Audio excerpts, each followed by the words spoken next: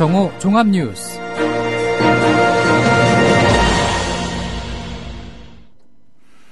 (10월 15일) 국민라디오 정오 종합뉴스입니다. 먼저 오늘의 주요 뉴스입니다.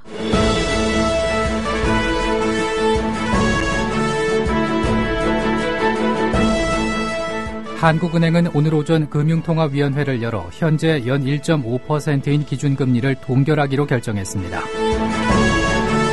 새정치민주연합은 오늘 박근혜 정부의 역사교과서 국정화 강행을 저지하기 위한 당 차원의 총력전을 이어갔습니다. 전국 교직원 노동조합 조합원 명단을 함께 공개한 정두원 새누리당 의원 등 정치인들이 전교조에 10억여 원을 배상하게 됐습니다. 지방자치단체들이 관계법령을 어기고 하천변 생태공원 조성을 추진하는 바람에 총 3천억 원대에 이르는 예산이 낭비될 우려가 있다는 감사 결과가 나왔습니다. 국민라디오 정오 종합뉴스 잠시 후 시작합니다.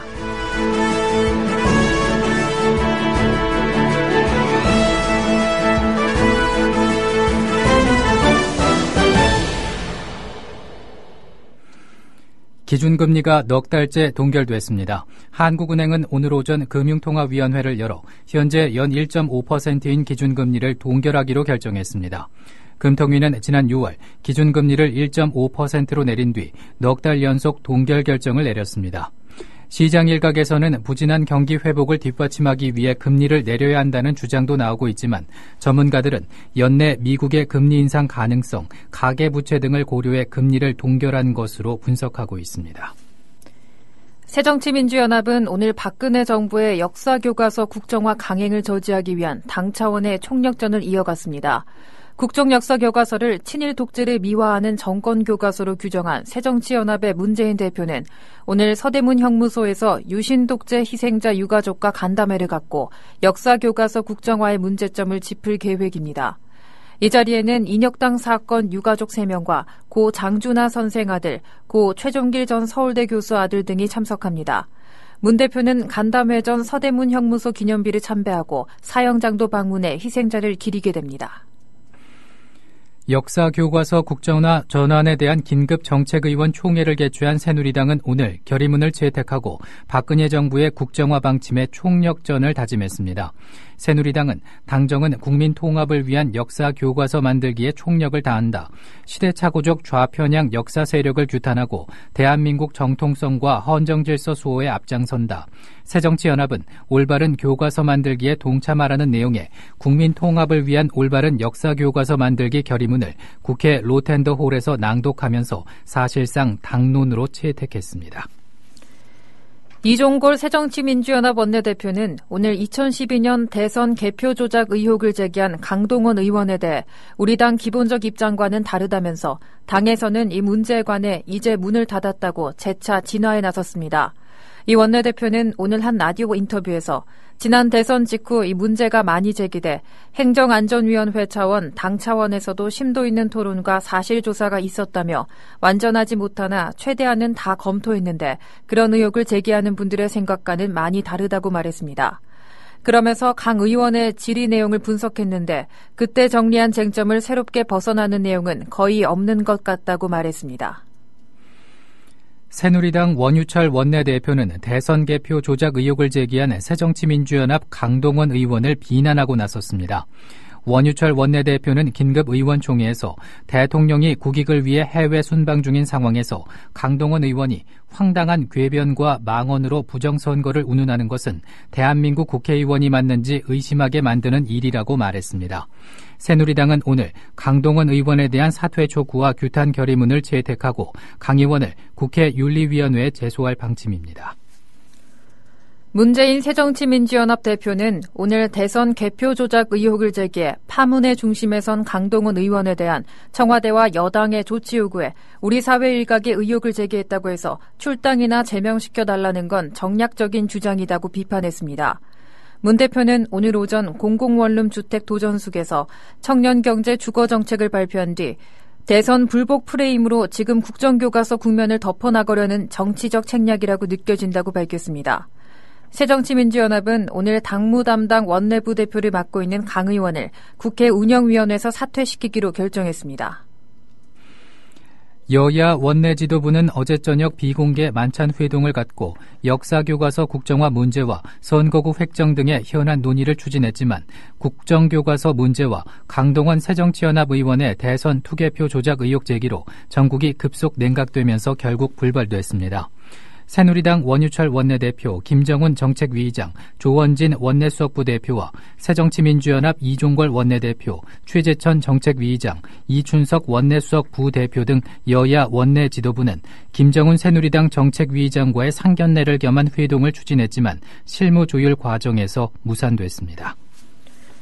이종걸 새정치민주연합 원내대표는 황교안 국무총리가 어제 유사시 일본 자위대의 한반도 진출 가능성을 시사하는 발언을 한 데 대해 오늘 반역사적, 반민족적 망언이라고 강도 높게 질타했습니다.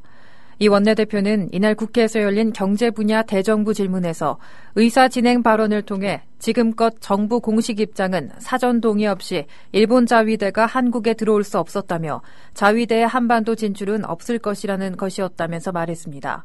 또 황 총리의 발언은 기존 발언과도 한국인의 감정과도 모순되는 반역사적 발언이라고 지적했습니다. 전국 교직원 노동조합 조합원 명단을 함께 공개한 정두원 새누리당 의원 등 정치인들이 전교조에 10억여 원을 배상하게 됐습니다. 대법원 2부는 오늘 전교조가 정의원 등 10명을 상대로 낸 손해배상 소송에서 원고 일부 승소 판결한 원심을 확정했습니다. 조전혁 새누리당 의원은 2011년 4월 교육부로부터 입수한 교직원단체와 노동조합 가입 현황을 자신의 홈페이지에 공개했고 새누리당 정두원 의원 등도 공동으로 명단 공개에 나섰습니다. 이에 전교조는 명단 공개로 조합원의 정보가 일반에 공개돼 단결권과 사생활의 비밀과 자유 등을 침해당했다며 소송을 냈습니다. 서울시 교육청 감사에서 급식 회계 부정이 적발된 충암중고등학교가 서울시 교육청을 검찰에 고소했습니다. 학교 법인 충암학원은 서울시 교육청이 충암중고 급식 운영 감사 결과를 발표하면서 허위 사실을 유포해 명예를 훼손했다며 교육청 김영남 감사관 등 3명에 대한 고소장을 서울중앙지검에 제출했다고 밝혔습니다. 앞서 서울시 교육청은 지난 5월부터 충암중고교의 급식 운영 실태에 대한 감사를 벌여 급식 관련 예산 4억 1천여만 원을 빼돌려진 정황을 포착했고 충암고 전 교장과 행정실장 등 18명에 대한 수사를 검찰에 의뢰한 바 있습니다. 지난 2011년 우면산 산사태로 목숨을 잃은 희생자의 유족이 4년에 걸친 소송 끝에 배상 판결을 받아냈습니다. 서울중앙지방법원은 숨진 A모 씨의 부모가 서울 서초구 등을 상대로 낸 소송에서 서초구는 1억 3천여만 원을 지급하라고 판결했습니다. A씨는 산사태가 났던 2011년 7월 27일 우면산 보독사에 있던 무허가 건물에서 잠을 자다 건물을 덮친 토사에 파묻혀 숨졌습니다. 경찰이 조이팔 사건에 대해 본격적인 수사에 들어갔습니다. 경찰은 지난 13일 중국 광저우에서 조이팔 사건 수사를 담당했던 전직 경찰관 40살 정모 씨를 붙잡았습니다. 정 씨는 지난 2007년 조이팔과 강태용 등에게 제과점 창업 비용으로 1억 원을 받은 혐의를 받고 있습니다. 하지만 정 씨는 경찰 조사에서 그 돈이 조이팔과 연관된 줄을 몰랐고 자신이 직접 뇌물을 받은 것이 아니라고 주장했습니다. 또 중국 광저우로 출국한 것도 도주한 것이 아니라 사업차 나간 것이라고 주장한 것으로 알려졌습니다. 정부 주도의 할인 행사인 코리아 블랙 프라이데이가 어제 막을 내렸습니다. 대형마트는 지난해 같은 기간보다 2에서 5%, 특히 백화점은 20%를 웃도는 매출 신장률을 기록하며 나름의 블랙 프라이데이 특수를 누렸지만은 전통시장이나 편의점 등은 블랙 프라이데이 효과를 보지 못했습니다. 여기에 블랙 프라이데이가 반쪽짜리 행사에 머무르지 않고 제대로 된 연례 행사로 자리 잡기 위해서는 충분한 준비 기간과 정부 지원, 제조업체 등의 참여가 이루어져야 한다는 지적들이 나오고 있습니다. 보험 상품이 만기가 됐는데도 고객이 찾아가지 않은 보험금이 7천억 원 이상인 것으로 나타났습니다. 금융감독원이 국회 정무위 김태환 의원에게 제출한 자료를 보면 올해 6월 말 기준 보험사의 환급금 미지급 건수가 16만여 건, 보험금 총액은 7,390억 원에 이릅니다. 순수 보장성 보험이 아닌 저축성 보험 등은 보험 상품이 만기가 되면 환급금이 발생하는데 상품 가입자가 청구해야 보험사가 지급하는 구조입니다. 김태환 의원은 환급금 지급은 너무 소극적으로 하는 것이 아니냐면서 환급금 발생 통지 방법을 개선해야 한다고 주장했습니다. 지방자치단체들이 관계 법령을 어기고 하천변 생태공원 조성을 추진하는 바람에 총 3천억 원대에 이르는 예산이 낭비될 우려가 있다는 감사원 감사 결과가 나왔습니다. 감사원은 휘하강을 포함해 경기도 등 9개 광역지방자치단체 관할 42개 지방하천이 이 같은 하천기본계획상 하천정비 사업을 반영하지 않은 채 6,019억여 원을 들여 생태공원 등을 조성할 예정이라면서 환경부 또한 이에 대한 아무 조치도 취하지 않은 채 국고를 지원하고 있다고 밝혔습니다.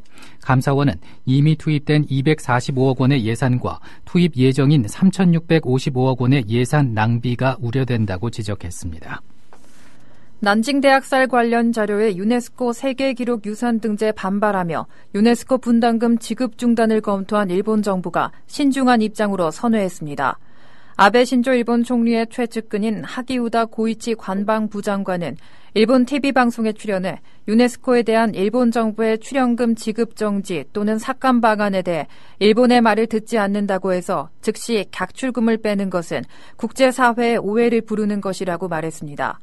기시다 후미오 외무상도 유네스코 출연금 등의 지급 정지 가능성을 포함해 검토하고 있지만 세계 기록유산 심사의 제도 개선을 실현하기 위해 힘을 다하는 것이 우선 중요하다고 밝혔습니다. 지금은 인류 역사상 청년 인구가 가장 많고 청년 실업이 가장 심각한 시대라고 세계은행이 진단했습니다. 보고서를 보면 현재 전 세계 15세에서 29세 청년 인구는 18억 명으로 사상 최대며 이 가운데 지난해 기준으로 5억 명이 실업자거나 불안전 고용 상태에 있습니다. 구직을 포기한 이른바 니트족 청년으로까지 범위를 넓히면 사실상 청년 실업자는 6억 2,100만 명에 달합니다. 청년 실업률이 이처럼 높은 이유는 국제금융위기 이후 장기화한 세계 경기 침체 등에 청년들이 가장 큰 타격을 입었기 때문이라고 세계은행은 분석했습니다. 이어서 날씨입니다. 오늘은 전국이 대체로 맑겠습니다. 서울, 경기와 강원도는 늦은 오후부터 가끔 구름 많겠습니다. 낮 최고 기온은 전국이 21도에서 25도로 어제와 비슷하겠습니다. 당분간 내륙을 중심으로 낮과 밤의 기온차가 10도 이상 클 것으로 보입니다. 서울의 지금 기온은 20.2도입니다. 정오 종합 뉴스를 마칩니다. 제작 이정일, 진행의 정승조, 신지혜였습니다. 국민라디오